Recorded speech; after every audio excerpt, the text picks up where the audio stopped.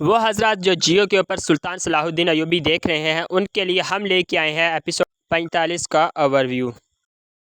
Salahuddin Ayubi episode number 45। Gabriel सुल्तान Salahuddin Ayubi के ऊपर हमला करके खुद भाग गया। सुल्तान सलाहुद्दीन अयूबी के सिपाहियों ने जब ये देखा तो उन्होंने भी कसम खा ली कि वो सुल्तान सलाहुद्दीन अयूबी का इंतकाम ज़रूर लेंगे। इसी जस्तजू में उन्होंने गाब्रियल को जाल लिया और उसे अपने जाल में फंसा लिया।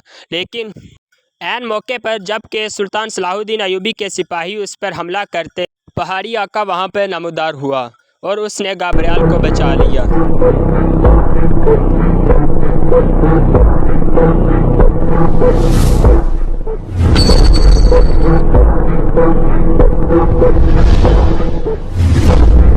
उधर नूरुद्दीन जंगी को भी ये पता था कि सुल्तान सलाहुद्दीन अयूबी अभी वफात नहीं पाए।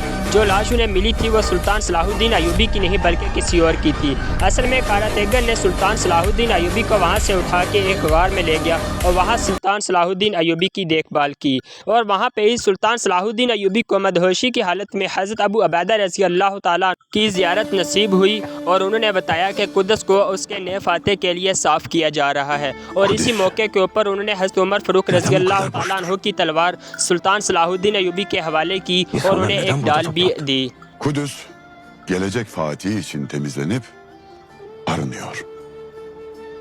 और साथ में हज़रत उमर फ़ारूक रज़ी अल्लाह ताला अन्हु के पीछे उन्होंने नमाज भी अदा की। जब सुल्तान सलाहुद्दीन अयूबी को होश आया, इतने में नूरुद्दीन जंगी भी वहां तक पहुंच गया और कारातेगर ने सुल्तान को किस तरह बचाया सारा वाक़या सुल्तान नूरुद्दीन जंगी के सामने पेश कर दिया।